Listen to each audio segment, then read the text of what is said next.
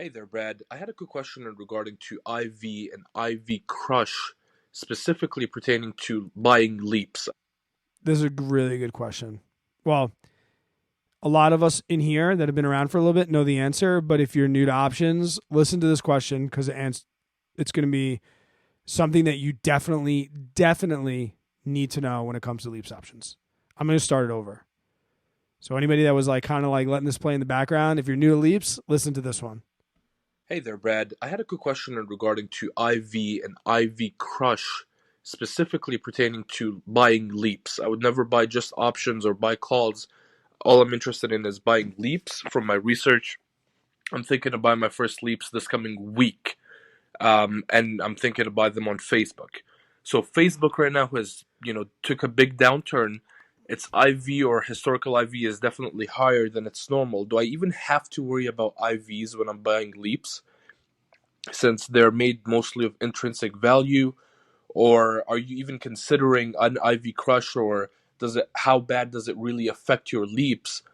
Um, with IV, what is that relationship to in regarding to leaps? Also, when do you sell your leaps?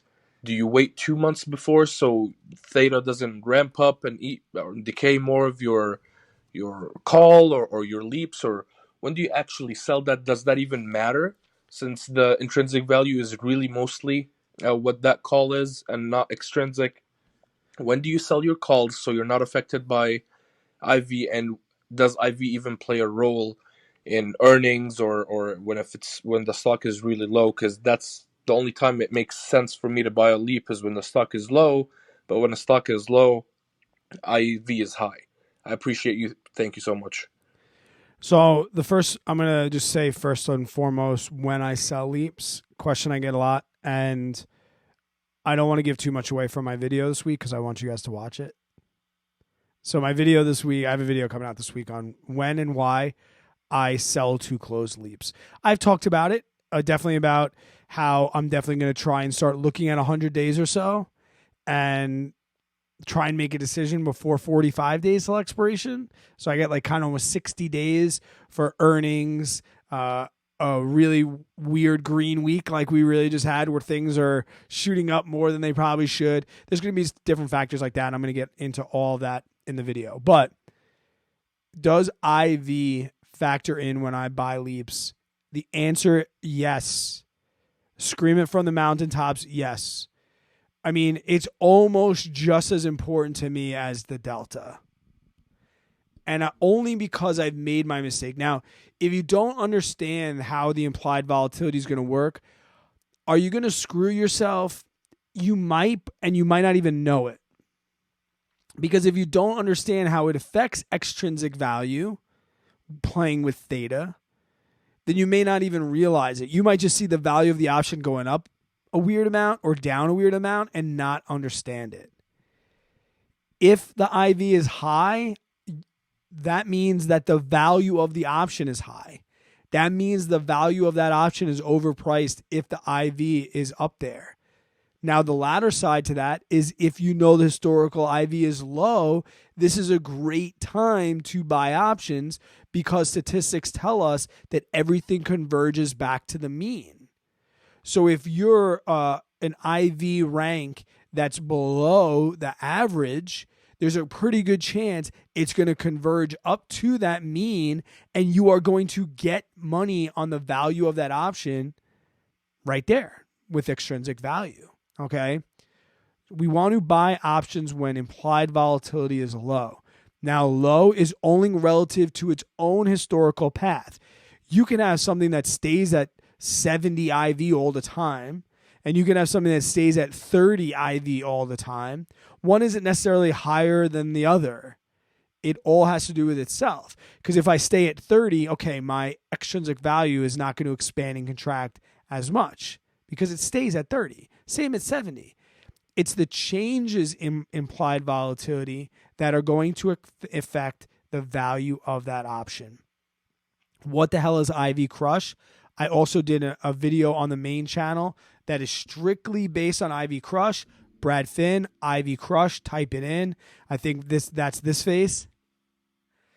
if you watch that video, that's a full understanding of IV crush. The long and short of it is there's certain periods in the course of the year where implied volatility on a stock is going to go up or down. Earnings is the most common one that we talk about. As we approach earnings, before we know what's going to come out, any news, did they beat their earnings per share? Did they get crushed? Were they profitable? All of these unknowns about what's going to come out in their earnings report raises the implied volatility. So if you are buying that option as we're approaching earnings, well, then earnings report comes out, all of the unknowns go away, the volatility and crashes down. And the stock price can shoot up. Maybe the earnings call was incredible. Best earnings call in the company's history. And in the days after earnings, that makes the share price go up and up and up. But the value of your option is going down and down and down. You're like, what the F is going on here? Well, what's happening is that implied volatility and that extrinsic value is hurting you more than intrinsic value. The difference between the strike price and the share price is helping you. You must, if you want to be long-term successful at LEAPS, you must understand implied volatility. You have to understand it.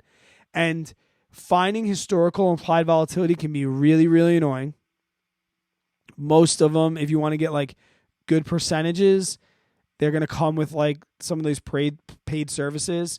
If you have a pretty good brokerage, one of the big ones, you can get IV rank and kind of get an idea.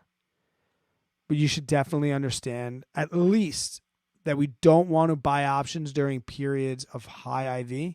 That might be a good time to sell, right? That's why some people try and sell calls right before earnings and use IV crush to their advantage. Sometimes they don't get crushed. Not every earnings call comes with grandioso volatility, right? If you're just a regular old company and you're kind of blue chip and you're kind of stable, you don't see those fluctuations in IV. Facebook comes with a lot of volatility. I mean, Facebook is one of the most addicting drugs there is. It's effing with your life. It's making young girls feel bad about themselves. It's leading to teen suicides and all these things through Instagram. But you still log on. No one's going to stop Facebook. I feel like I can't wait for the day that Zuckerberg is in front of Senate. He's like, you want to know what? You guys keep calling me to Senate and Congress every single month.